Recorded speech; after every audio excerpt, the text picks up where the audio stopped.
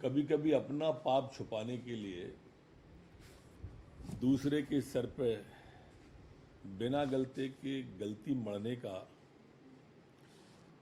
ऐसा अजीब क्रम प्रारंभ करते हैं। ये मनीष सिसोदिया जी का ट्वीट है, दिल्ली के उप मुख्यमंत्री जी का। ये नहीं समझ रहे हैं कि ये जो पत्र लिखा है डॉक्टर डी साहू ने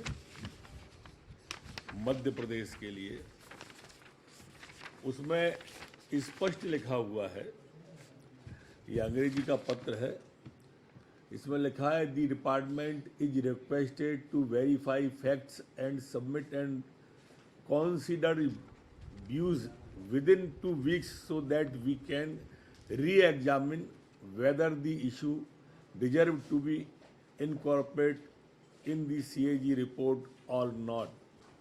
इसका हिंदी अनुवाद अगर मैं करूं तो वो लिख रहे हैं कि विभाग से अनुरोध है, मध्य प्रदेश शासन के विभाग से अनुरोध है कि वह तथ्य को सत्यापित कर अपना अभिमत 2 सप्ताह में सूचित करें ताकि हम मुद्दों का पुनरीक्षण कर सकें, यह तय कर सकें कि क्या इन्हें कैग के प्रतिवेदन में शामिल किया जाए अथवा नहीं।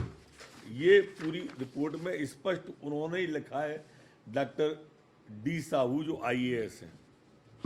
अगर हम इस रिपोर्ट में जो उन्होंने पत्र लिखा है उसको भी देख लें और उसका बारीक रूप से अध्ययन करेंगे तो ऑडिट की टीक क्रमांक 1 है, जिसमें कहा गया है कि महिला बाल विकास ने बेसलाइन सर्वे नहीं किया।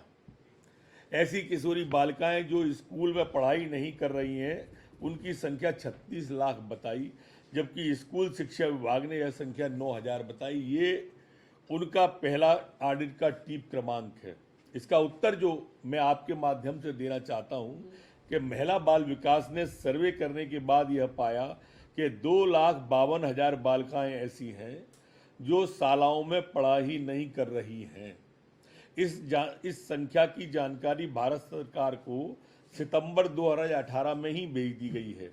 इन्हीं बालिकाओं को पोषण आहार दिया गया। 36 लाख का आंकड़ा कोई विभाग ने ऑडिट को नहीं दिया। स्कूल शिक्षा विभाग की संख्या में वह बालिकाएं सम्मिलित हैं जो किसी स्कूल में दर्ज नहीं है। महिला बाल विकास की सर्वे में वो बालिकाएं सम्मिलित हैं जो स्कूल नहीं जाती, भले ही स्कूल में नाम दर्ज है। इस तरह स्कूल शिक्षा विभाग महिला बाल विकास का आंकड़ा कभी एक नहीं हो सकता। यह कार्रवाई जो की गई वो भारत सरकार के निर्देशों के अनुरूप की गई है। यह स्पष्ट करें, स्कूल शिक्षा विभाग अलग है, महिला बाल विकास अलग है। स्कूल शिक्षा विभाग ने अलग आंकड़ा दिया है, महिला बाल विकास ने अलग आंकड़ा दिया है, और इन दोनों का मिलान कभी हो ही नहीं सकता है। यहां से भ्रम की स्थिति पैदा हुई है। जो ट्वीट करने वाले आदरणीय मनीष सिसोदिया जी हैं, आदरणीय कांग्रेस के नेता हैं, आदरणीय दिग्विजय सिंह जी हैं, ये इन्हीं के ट्वीट हैं। आप देखें, इस सब मैं अपने सामने इसलिए रखा हूं, ये ज्ञान के अभाव में कर रहे हैं जो कुछ कर रहे हैं। अगर हम ऑडिट की टीप क्रमांक 2 पर चले जाएं तो ऑडिट में लिखा है कि 2 में कच्चे माल की लागत का उपयोग में की गई बिजली को देखते हुए ऐसा प्रतीत होता है कि उत्पादन से अधिक उत्पादन अभिलेखों पर दर्शाया गया है। अब कितनी हास्यास्पद बात है, जो पोषण आहार तैयार किया जाता है उसकी प्रक्रियाएं भिन्न भिन्न होती हैं, अलग अलग होती हैं। कहीं खिचड़ी बनती है, कहीं बर्फी बनती है, कहीं हलवा बनता है, कहीं लड्डू बनता है। औसत बिजली की खपत के उत्पादन से सीधे जोड़ने का औचित्य नहीं, और इसलिए इस विश्लेषण के ऑडिट में हमें स्पष्ट अभी प्रस्तुत करना है। हमसे मांगा गया है, हम दे रहे हैं।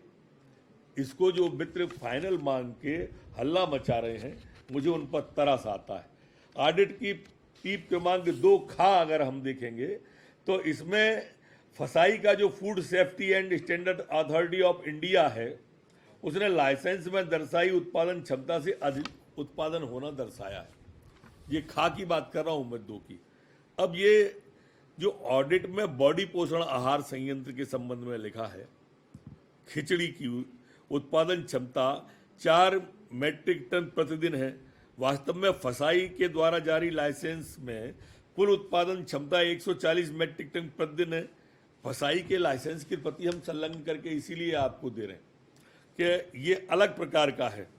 ऑडिट में अगर हम टीप क्रमांक 4 पे जाएंगे तो पोषण आहार के जो वाहन हैं उनके नंबरों में उन्होंने कार, स्कूटर, ट्रैक्टर ऐसे नंबर उन्होंने दर्शाए हैं। अब ये जो नंबर दर्शाए हैं वह नंबर पोर्टल पर उपलब्ध ही नहीं है अथवा किसी पंजीकृत वाहन के नंबर ही नहीं है, जो जिसके लिए काफी हल्ला मचाया जा रहा है और लोग